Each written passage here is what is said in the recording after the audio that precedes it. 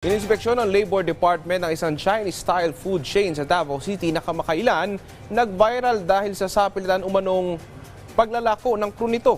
Yan ang ulat ni Jay Lagang ng PTV Davao.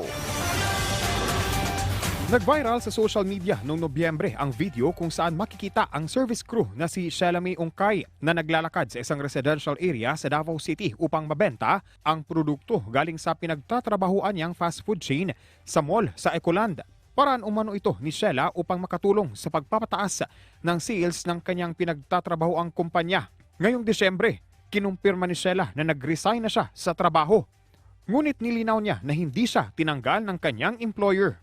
Sa side na ako is, dili pa ko gusto na mo-resign, sir. So, ang family na ako ang nag-decide na kay nakita man about sa viral videos na nga di akong trabaho.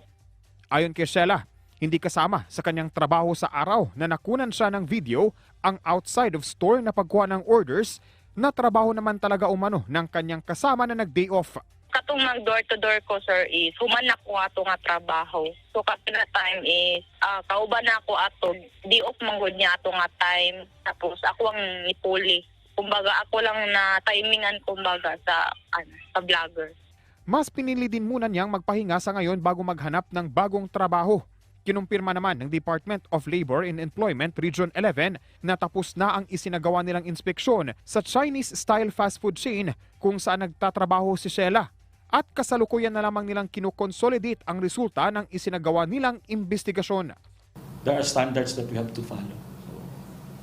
As much as possible, you voluntarily comply. You know itself, you are an employer. You know itself if what you're doing is abusive or not. Una na ring ipinahinto ng naturang fast food chain ang kanilang outside of store na paraan sa pagkuha ng order matapos ang nangyari.